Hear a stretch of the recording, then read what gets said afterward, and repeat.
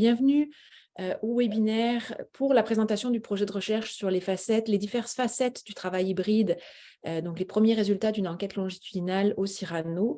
Je me présente Ingrid Peigny, je suis directrice principale des partenariats et de la valorisation de la recherche. Et donc, je vous souhaite la bienvenue à ce webinaire pour ce midi, dans lequel on vous présente en fait vraiment les premiers résultats d'une vaste étude longitudinale pour lesquels nous avons plus de 10 000 répondants. Vous allez voir, les résultats sont très intéressants.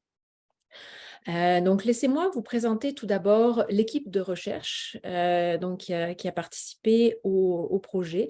Donc, la recherche est co-dirigée par Ali Bejaoui, qui est professeur à l'Université du Québec en Outaouais et chercheur et fellow Cyrano, ainsi que Sylvie Saint-Onge, qui est professeure à HEC Montréal et chercheuse et fellow Cyrano. Et les co-chercheurs pour cette étude, donc moi-même, directrice principale à Cyrano, et Félix Ballesteros-Leyva, qui est professeur à l'Université Laval. Donc, la présentation va être faite en deux temps aujourd'hui. Donc, une partie vraiment présentation des premiers résultats avec la méthodologie, le contexte un petit peu dans lequel a été lancé en fait cette vaste étude avec de nombreuses organisations partenaires. Et nous finirons en fait ce webinaire par une période d'échange de questions dans lesquelles on vous invite finalement à partager un petit peu vos réactions, vos questions par rapport aux résultats qu'on vous aura présentés. Vous pouvez nous présenter aussi les défis actuels, nous partager un peu vos défis actuels au sein de vos organisations et peut-être aussi l'évolution par rapport au moment de cette première collecte qui a été faite à l'été 2022. Est-ce qu'il y a de l'évolution déjà dans vos organisations? Donc, on gardera ça pour la deuxième partie du webinaire. Donc, je laisse tout de suite la parole à mes collègues, donc Sylvie Saint-Onge qui va démarrer cette présentation. Merci à tous. Alors, bonjour, bonjour tout le monde. Merci d'être là en grand nombre. Et puis, Ingrid, merci.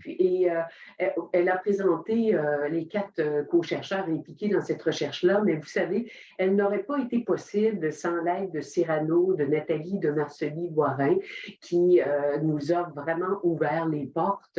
On reviendra tout à l'heure avec le forum, l'origine du projet.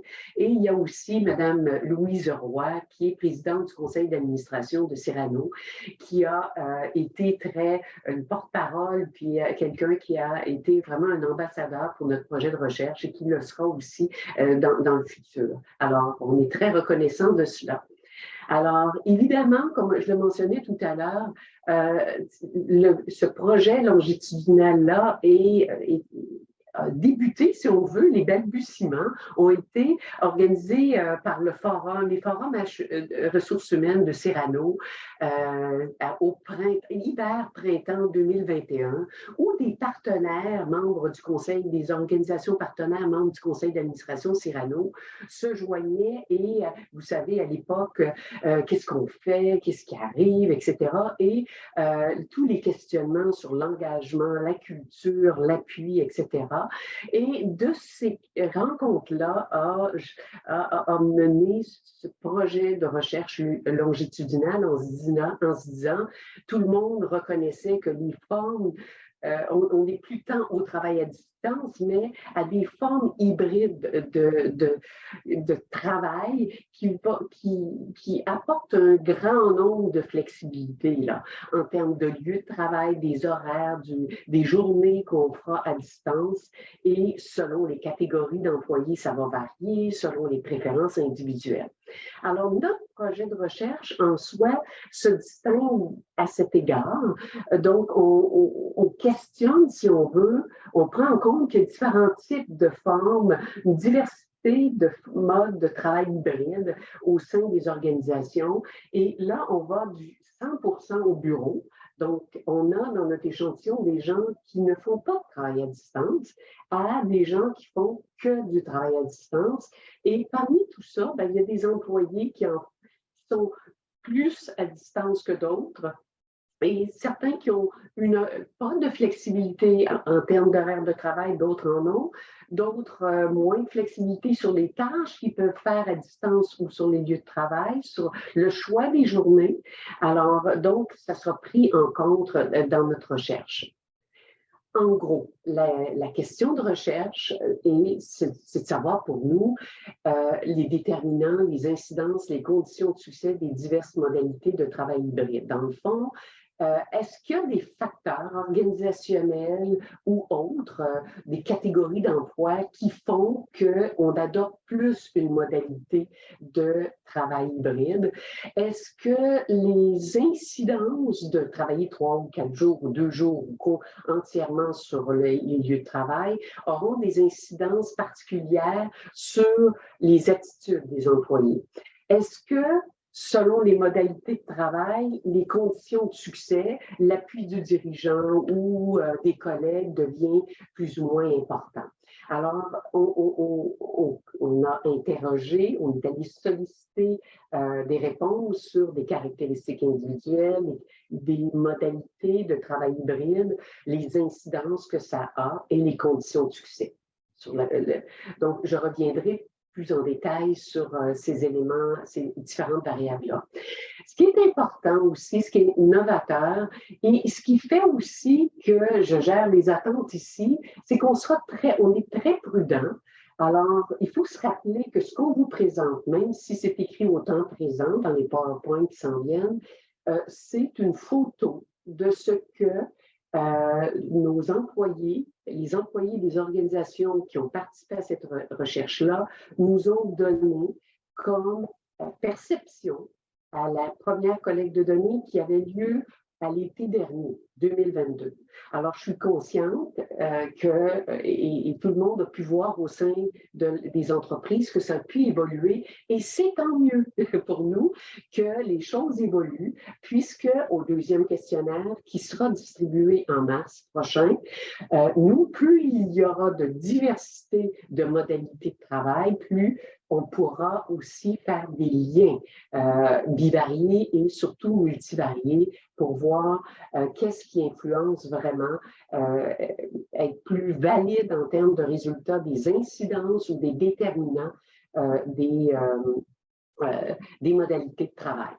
Le premier questionnaire qui a été transmis à l'été dernier était transmis par les employeurs qui avaient accepté de participer. Et certains l'ont envoyé à l'ensemble de leurs employés, d'autres à une partie de leurs employés. Et ces gens-là qui ont répondu, qui ont accepté, c'était sur une base volontaire, de répondre au questionnaire, étaient tout de suite mis au courant qu'ils embarquaient dans un projet de recherche longitudinale. À la fin du premier questionnaire, les répondants on leur demandait une adresse courriel, les informant que dans le futur, 6 mois ou 9 mois plus tard, on va revenir avec un deuxième questionnaire et on est rendu là. Alors, ce sera avec ceux qui ont accepté de nous donner leur courriel, on les contactera. On est conscient et c'est évident qu'il y a des pertes de répondants d'un envoi de questionnaire à l'autre dans le temps. Certains ont changé d'entreprise, certains auront une adresse courriel qui sera plus valide et d'autres sont moins intéressés. Donc, on prévoit un retrait de 40% des répondants. Mais en même temps, on part avec un très bel échantillon. Et le troisième questionnaire sera transmis à l'automne prochain. Alors, en gros, le cadre conceptuel de notre projet global de recherche se fait en 3 questionnaires, si on veut. Le premier questionnaire, en gros, ce qu'on leur a demandé, les gens ont été interrogés sur les modalités de leur travail. Donc, la fréquence avec laquelle ils faisaient du télétravail ou pas, le lieu, leur aménagement physique, s'ils avaient un bureau attitré ou s'ils travaillaient avec d'autres, la flexibilité qu'ils avaient en termes d'horaire, de tâches, est-ce qu'on avait un programme formel ou informel pour gérer le travail hybride au sein de leur entreprise. On leur a demandé des attitudes. Donc, et vous aurez les résultats tout de suite. En termes d'engagement, 3 mesures d'engagement, 2 mesures de performance, 2 mesures de productivité, satisfaction au travail, satisfaction avec les modalités de travail, et aussi on leur demandait leur perception quant au soutien qu'ils percevaient recevoir de l'organisation, du supérieur immédiat et des collègues. Bien entendu, on a interrogé les gens sur des caractéristiques socio-démographiques qui sont susceptibles d'avoir une influence sur leur perception, sur leurs préférences en matière de modalités de travail hybride, donc l'âge, le genre, et on a demandé des caractéristiques de leur emploi aussi, quelle catégorie professionnelle, est-ce qu'ils étaient syndiqués ou non. Alors, comme vous le savez, on était limité en termes d'ampleur du questionnaire pour être sûr que les gens se rendent à la fin. Alors, ce qui nous permet dans le questionnaire 2, dans celui qu'on va envoyer dans le mois prochain, de ne plus re-questionner nos gens. On retourne, nous, vers les gens qui nous ont répondu au questionnaire 1. Donc, ils n'ont pas trop changé d'âge, de genre, etc. Alors, leurs caractéristiques d'emploi, on va faire un contrôle là-dessus. Mais donc, ça nous permettait, dans le questionnaire 2, d'ajouter d'autres variables perceptuelles. Et là, on les interroge en sus de ce qu'on demande dans le questionnaire 1, engagement, performance, productivité. Ils sont encore questionnés là-dessus et encore questionnés sur les modalités qui ont pu changer dans le temps. Mais on leur ajoute en plus la satisfaction des besoins au travail. Besoin d'autonomie, besoin de développement, et besoin de relations. L'équilibre entre les sphères de vie, l'épuisement, le bien-être, les perceptions de justice, les intentions de départ sont questionnées. Et le questionnaire 3, l'automne prochain, sera identique au deuxième questionnaire. Alors, ça nous permettra de voir cette approche-là, nous permettra d'avoir des analyses multivariées qui se tiennent plus au point de vue scientifique. En gros, le questionnaire d'enquête, aussi je rappelle les mesures qu'on a prises d'engagement, de productivité, etc. C'est vraiment des échelles reconnues qu'on a retenues. On a validé la formulation avec les employeurs, on a pré-testé. Et la même chose qu'on est en train de faire actuellement, c'est le pré-test de notre deuxième questionnaire qui sera transmis au mois de mars. Évidemment, c'est assujetti à un certificat d'éthique de la recherche qui est obtenu de l'Université du Québec à Outaouais. Les organisations répondantes, on a 9 organisations qui ont accepté de participer, qui ont pu participer aussi. Je rappelle qu'on avait quand même des partenaires intéressés. La recherche était lancée l'année dernière. Il fallait prendre le bateau, il fallait prendre le train, si on veut, qui a 3 stations, commencer l'année dernière. Et puis, il y en a que contextuellement, pour des transformations organisationnelles ou relations syndicales ou n'importe, avaient des contraintes et n'ont pas pu joindre le train. Alors, mais on a 9 organisations, dont 7 organisations universitaires, une grande organisation publique et les membres d'un ordre professionnel qui, eux, travaillent au sein de différents types d'entreprises de différentes tailles dans différents secteurs industriels. On pourrait penser quand même que si on regarde notre échantillon, ça peut très bien s'appliquer également à des organisations, de grandes organisations du secteur public et même privé. Donc, et surtout avec les répondants qu'on a, qui sont en majorité des professionnels et des employés de bureau. On y reviendra. Le questionnaire a été transmis à l'été 2022. Selon les enjeux propres aux partenaires. C'était géré par une plateforme Qualtrics. C'était transmis par souvent le service des ressources humaines des employeurs qui ont participé à l'enquête, à leurs employés. Ils étaient informés du caractère longitudinal. Ils répondaient sur une base volontaire.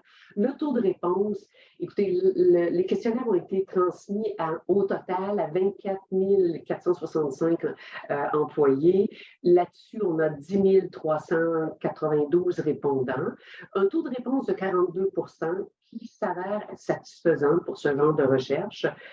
Évidemment, il y a des questionnaires qui n'ont pas été exploitables. Des gens ont commencé puis ont laissé pratiquement au tout début. Et il y a quand même des fois des variations selon les sections du questionnaire, mais on pourrait dire que la majorité des statistiques descriptives qui vont vous être présentées là, par la suite s'appuient sur 8000 observations, qui est quand même bien. Alors, en gros, qui nous a répondu à l'été dernier. OK? Alors, donc, en gros, ceux qui nous ont répondu, vous le voyez ici, j'ai quand même 34 des répondants qui ont entre 35 et 44 ans, mais on parle de 50, on parle de, juste passer parce que je ne vois même pas mes chiffres, moi, 52% des répondants sont âgés de 45 ans et plus, donc la moitié de notre échantillon, et 20% 55 et plus.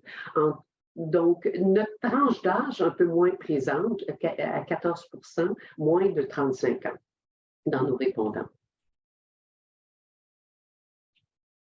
Les caractéristiques sociodémographiques, la scolarité et le genre. La scolarité, c'est quand même un tiers, moins qu'un baccalauréat ou plus qu'un baccalauréat.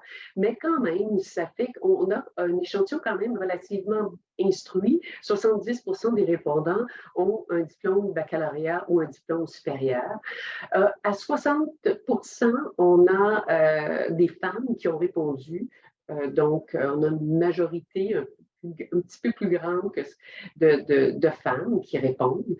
En termes de statut ou arrangement familial, 75%, 76% de nos gens vivent uniquement avec un conjoint ou avec leur conjoint et d'autres, soit des enfants ou des parents. Donc, on prend en considération ces éléments-là parce qu'on est susceptible aussi, c'est susceptible d'avoir une influence sur les préférences en matière d'aménagement.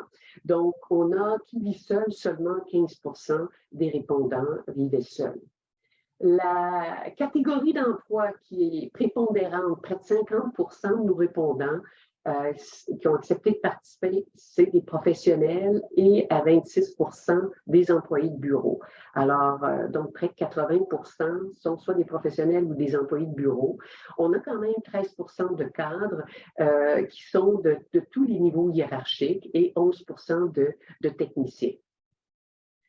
96% de notre échantillon, c'est des employés qui étaient à temps plein. Seulement 4% se disent à temps partiel et près des 3/4 se disaient syndiqués. Donc, à l'été dernier, je vais quand même toujours se rappeler ça, nos gens, on les a interrogés sur les modalités de travail hybride qu'ils avaient à ce moment-là. Alors, ce qui ressort, c'est qu'on avait dans nos répondants 9% qui travaillaient sur les lieux de l'entreprise. Donc, autour de 10% travaillaient sur les lieux de l'entreprise. Donc, 90-91% faisaient du télétravail. Et parmi ceux qui font du télétravail, vous voyez, la majorité, plus de 50%, se situaient, nous disaient, moi, je travaille à distance 3 ou 4 jours semaine. C'était la modalité de travail qui était la plus présente à l'été dernier. La prévalence, on leur demandait les différentes formes de flexibilité. OK, vous travaillez, pour ceux qui travaillaient à distance, jusqu'à quel point l'organisation, est-ce que vous êtes d'accord que l'organisation fixe le nombre de jours? Est-ce qu'on recommande de respecter des horaires? Est-ce qu'on suggère des tâches? Donc, ce qui ressort, donc, vous voyez, là où il y a le plus d'accords, si vous voulez, le turquoise, là, 70%, près de 70% sont d'accord ou tout à fait d'accord que leur employeur fixe le nombre de jours de travail à distance. Donc, ils reconnaissent ça comme droit de gérance à l'employeur. Et 70% disent qu'ils ont une flexibilité. Ils reconnaissent une certaine flexibilité du choix des tâches à faire à distance. Plus de la moitié disent on est d'accord aussi et tout à fait d'accord que l'employeur recommande de respecter certains horaires de travail quand on est à distance. Et la même chose, ils vont dire aussi qu'ils sont le choix des heures de travail à distance. Plus de la moitié vont dire je suis assez flexible, moi. Quand même, dans mon cas, là, je peux travailler au moment où je veux. Là où on peut regarder dans le turquoise le plus petit, donc là où les gens ont le moins d'accord sur la flexibilité dans le choix des tâches. Donc, on parle de 70%. Donc, non, l'employeur, plutôt 28%, l'employeur suggère des tâches. Je trouve ça intéressant parce qu'il y a quand même des approches récentes où on disait qu'il faudrait faire des tâches à valeur ajoutée. Ici, nos répondants, l'été dernier, ont plutôt exprimé de peu d'accord avec ça ou de très en accord, que l'employeur leur suggérait des tâches à faire au bureau ou à distance. Donc, c'est ce qui était leur avis. Maintenant, mon collègue va vous présenter, Ali Bejaoui, va vous présenter les résultats des perceptions des employés à l'été 2022, selon les modes de travail hybride, l'ampleur du nombre de jours qu'ils passaient à distance ou en présentiel, au niveau de la productivité, de l'engagement, de la performance, du soutien au travail et de la satisfaction. Je mentionne ici que notre questionnaire prend une perspective individuelle. OK? Alors, donc, c'est la perception des employés. Les cadres qui nous ont répondu pour eux. Donc, on n'a pas la perspective organisationnelle et on ne prétend pas non plus avoir une perspective sociale ou sociétale. L'enjeu du télétravail peut être discuté sous différents niveaux, différentes perspectives. Ici, notre étude s'intéresse vraiment à un point de vue individuel, mais rappelons que c'est avec leur perception que les employés se comportent et décident de quitter ou de joindre une entreprise également. Alors, je laisse Ali vous présenter ces résultats. Merci Sylvie. Bonjour tout le monde. Alors, je vais essayer de présenter rapidement un peu les résultats préliminaires. On a choisi dans le premier questionnaire de poser des questions sur la productivité, l'engagement, la performance, le soutien au travail et la satisfaction. Vous allez voir que notre modèle conceptuel, il n'est pas mesuré dans le premier questionnaire. Donc, il y a d'autres variables qui vont être mesurées dans le deuxième et troisième questionnaire. Donc, pour la productivité, comment on la mesure, la productivité? C'est une mesure classique où on va demander un peu le nombre d'heures accomplies, le travail accompli à l'heure. Et si vous remarquez ici, c'est que 96% des répondants estiment qu'ils sont autant ou plus productifs, c'est-à-dire ils font autant ou plus d'heures de travail par heure. On pose aussi la même question, mais une question différente, sur le nombre d'heures travaillées par jour. Et ça, vous remarquez aussi, c'est pratiquement la majorité. 92% des répondants estiment qu'ils font autant ou plus d'heures par jour. Donc ça, c'est un peu la mesure, elle est subjective, c'est la perception. Donc on n'a pas une mesure objective ou bien une évaluation de la performance par l'employeur. Maintenant, si on regarde la perception de la productivité selon les modalités, on remarque aussi que si vous regardez un peu tous ceux qui estiment qu'ils font plus de travail ou bien autant de travail, la quasi-totalité s'estime qu'ils sont autant ou plus productifs. Donc ça c'est. Maintenant, spécifiquement, si vous remarquez un peu ceux qui travaillent ceux qui travaillent 3 jours et plus estiment qu'ils sont plus productifs. Vous allez voir un peu cette tendance autour de 3 jours et plus, elle va revenir et là on peut déjà commencer à voir que ces modalités-là, pour ceux qui sont dans cette modalité, s'estiment qu'ils sont autant ou plus productifs par rapport à la moyenne globale.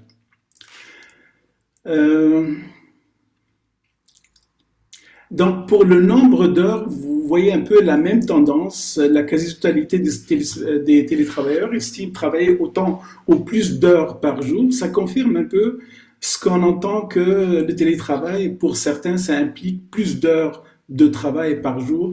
Et on le voit ici, qui est plus ou moins généralisé. Mais encore pour ceux qui font du 3 jours et plus, c'est là où ceux qui estiment qu'ils font plus d'heures par jour, on les retrouve dans ces deux modalités-là.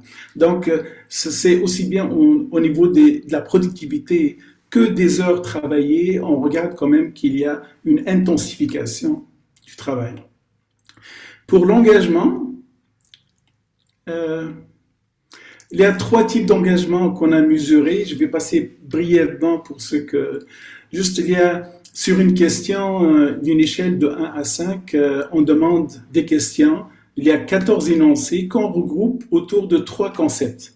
Le premier, c'est l'engagement au travail. Le genre de questions, je suis fier du travail que je fais, je suis investi dans mon travail. Le deuxième concept, c'est l'engagement affectif. Le genre de questions, je ressens un fort sentiment d'appartenance à mon organisation. Et le troisième engagement, le type d'engagement, c'est l'engagement moral. Et le genre de questions, même si cela était à mon avantage, je ne crois pas qu'il serait correct de quitter mon employeur. Donc, brièvement, ça, c'est les quatre types. Et si vous avez remarqué, la moyenne que ce soit pour l'engagement moral, c'est 3,9. Ça veut dire ils sont d'accord qu'il y a un certain engagement vers le travail. Pour l'engagement affectif, c'est 4 sur 5, donc c'est autour du d'accord aussi. Et l'engagement moral aussi, la moyenne, elle est beaucoup plus faible, elle est 2,8 sur 5. Donc en moyenne, les répondants sont d'accord pour se dire engagé envers le travail et ressentir l'engagement affectif envers le travail. Donc ça, c'est ce que... maintenant, si on regarde cet engagement envers le travail par modalité travail à distance, vous remarquez ici que on a essayé d'identifier un peu les différences qui sont significatives, mais déjà on peut voir, là vous voyez en rouge, que l'engagement envers le travail, il est faible pour surtout ceux qui travaillent 100% sur les lieux de travail et aussi pour ceux qui travaillent 2 jours à distance. Donc ça, c'est quelque chose qu'on est en train d'explorer pour expliquer.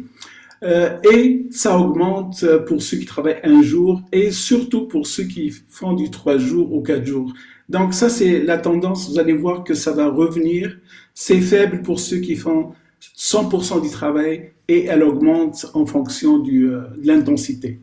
L'engagement affectif, la même chose, c'est faible pour ceux qui travaillent toujours sur les lieux de travail et ça augmente d'une façon significative, surtout pour ceux qui font du 3 ou 4 jours à distance par semaine. Donc ça, c'est pour l'engagement. L'engagement moral, la même chose, c'est le même scénario qui se répète, c'est très faible pour ceux qui font, et ça c'est l'originalité de cette recherche, c'est que non seulement on regarde ceux qui font du travail à distance, mais ceux qui ne le font pas aussi. Et ça c'est quelque chose qu'on surveille parce que au niveau de la justice organisationnelle, on va voir un peu ceux qui ne font pas du télétravail, quelles sont leurs perceptions par rapport aux autres. Donc c'est faible pour ceux qui travaillent toujours sur le lieu de travail et ça augmente, mais d'une façon pas substantielle pour ceux qui font du travail à distance. La performance, est-ce qu'il y a la productivité, est-ce qu'on l'a passé? Ok, alors il y a deux mesures. Il y a deux mesures de la performance. La performance dans le sens de l'efficience, atteindre des résultats, et cette mesure de l'efficience, on la mesure avec une échelle aussi 12 énoncés qu'on regroupe sous forme de 2 groupes. Le premier, c'est j'ai réussi à planifier mon travail de manière à terminer dans le temps. Donc ça, c'est la moyenne, elle est de 4,4. Et la deuxième, c'est viser beaucoup plus le développement des compétences ou l'amélioration continue. Et la moyenne, elle est de 4 sur 5 aussi. Donc ça, ce sont les 2 mesures de performance. Et on va voir par modalité de télétravail comment ces 2 mesures diffèrent. Alors pour la première mesure qui est l'atteinte de l'efficience, c'est la même chose, c'est faible, plus faible que la moyenne pour ceux qui font toujours du travail sur les lieux de travail et elle augmente avec l'intensité de télétravail et on voit surtout pour ceux qui font du 3 jours et plus, c'est là où cette mesure de performance elle est la plus élevée. Pour l'autre mesure d'amélioration aussi continue, on remarque qu'elle est faible pour ceux qui travaillent essentiellement sur les lieux de l'organisation. Et ça augmente pour 1 jour, mais elle reste plus ou moins la même, c'est pas significatif par rapport au reste. Le soutien au travail, donc ça c'est une autre variable qui est très très importante dans notre modèle. Il y a trois formes de soutien au travail. Le soutien de l'organisation, genre mon organisation se soucie de mon bien-être. Soutien du supérieur immédiat. Mon supérieur immédiat encourage les employés à travailler comme une équipe. Donc ce sont des concepts qu'on mesure avec plusieurs énoncés. Et le soutien des collègues aussi, c'est une autre variable. Alors, la moyenne pour le soutien de l'organisation, elle est autour de 3,5, 3,7 pour les supérieurs immédiats et 4,2 sur 5 sur l'échelle de 5 pour le soutien des collègues. Donc, essentiellement, on tombe toujours dans cette zone d'accord que les employés, les répondants perçoivent qu'ils ont du soutien, que ce soit de la part de l'organisation, du supérieur immédiat, que de la part des collègues. La même chose, la même tendance au niveau du soutien, c'est là où le soutien il est le plus faible pour ceux qui font du travail seulement sur le lieu de l'organisation. Et ça augmente, mais d'une façon, vous regardez un peu, c'est significatif, surtout pour les 3 jours et plus, où on sent le soutien le plus élevé. Pour le supérieur immédiat, la même tendance, vous regardez, c'est faible pour ceux qui travaillent, font essentiellement du travail sur le lieu, et ça augmente pour les autres essentiellement. La même tendance revient pour 3 jours et plus, c'est là où ce sentiment un peu de soutien du supérieur immédiat il est plus élevé que la moyenne. Le soutien des collègues, la même tendance, vous voyez un peu la différence qui ressort, c'est surtout la différence entre ceux qui font du travail essentiellement sur les lieux de travail comparé à ceux qui font des 3 jours et plus. Une mesure de satisfaction, on a 2 mesures de satisfaction. La première mesure, la satisfaction, on demande un peu sur une échelle de 1 à 5 des énoncés, de 6 énoncés de type « je suis très satisfait de mon travail, je recommanderais à un ami ». Donc, pour cette mesure-là, quand on l'agrège, la moyenne elle est de 4,5, 4 sur 5. Qu'est-ce que ça veut dire? Ça veut dire en moyenne, les répondants sont d'accord pour exprimer être satisfaits de leur travail. Donc ça, c'est la première mesure. Si on regarde un peu la satisfaction par modalité, la même tendance qui ressort, elle est plus faible pour ceux qui font essentiellement du travail en présentiel et ceux qui font du 2 jours, et elle est plus élevée, significative surtout pour ceux qui font du 3 jours et plus.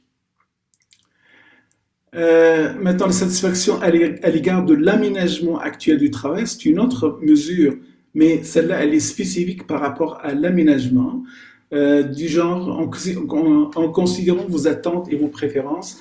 Dans quelle mesure êtes-vous satisfait avec votre aménagement actuel du travail? Et on regarde, c'est 80% des répondants sont satisfaits ou très satisfaits de leur aménagement actuel du travail. La même mesure de satisfaction, mais si on la présente par modalité, on remarque que les répondants qui travaillent d'essence, plus ils expriment être satisfaits de leur aménagement de travail. Qu'est-ce que ça veut dire? Ça veut dire que si on met ensemble ceux qui sont satisfaits et très satisfaits, leur pourcentage, ça représente 81% pour ceux qui font 3 jours ou 4 jours et 86% pour ceux qui font essentiellement du travail à distance. Donc, vous voyez un peu, il y a une certaine cohérence entre la perception de la performance, le soutien, l'efficacité et la satisfaction. Donc, on voit très bien que c'est faible pour ceux qui font essentiellement du travail et ça augmente avec les 3-4 jours.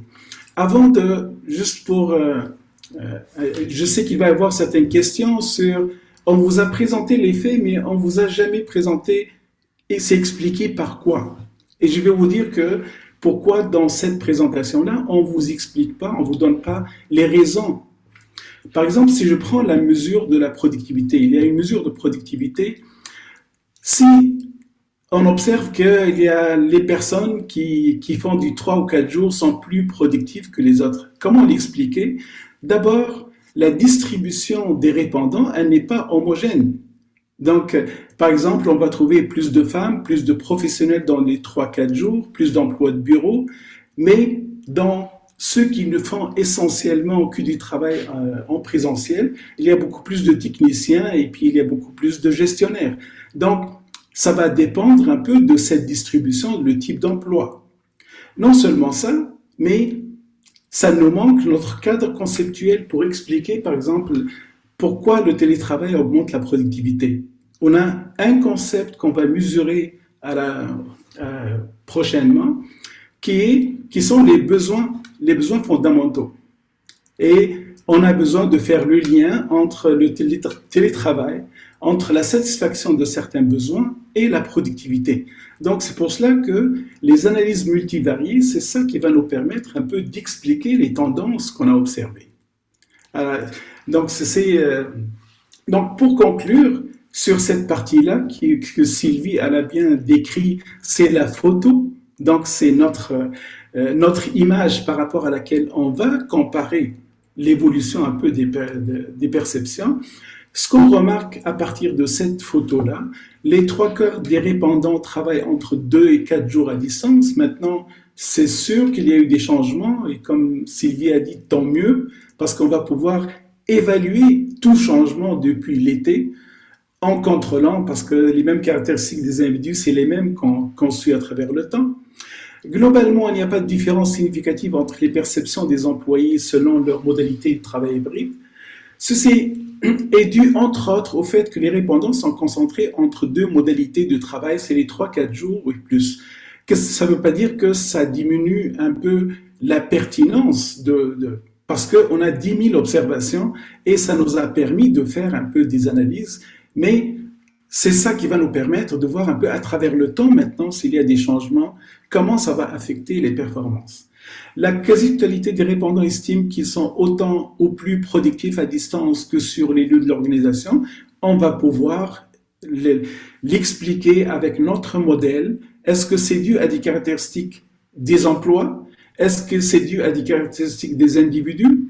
Ou bien est-ce que c'est dû aussi au télétravail et l'impact sur les besoins d'autonomie, les besoins d'interaction et les besoins de compétences? Les répondants sont satisfaits ou très satisfaits de leur arrangement du travail. Donc, malgré toute la diversité qu'on a vue, ça reste quand même la perception de satisfaction, elle est élevée, notamment pour ceux qui font du 3 à 4 jours par semaine. Donc, je trouve qu'on a des résultats qui tiennent. Un échantillon de 10 000 observations, ça va nous permettre, même si on va perdre 40%, peut-être, on va pouvoir continuer quand même avec le deuxième cycle. Et le questionnaire va être envoyé d'ici le mois de mars.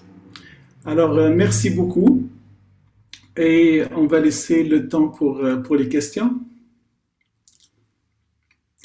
Au fait, cette présentation, elle est basée sur un article qui va paraître c'est incessamment, je pense, c'est un article qui va être dans une revue de Cyrano, Perspective, et vous avez le lien et vous pouvez toujours accéder à cet article-là qui résume un peu cette présentation ou bien les résultats préliminaires de ce projet.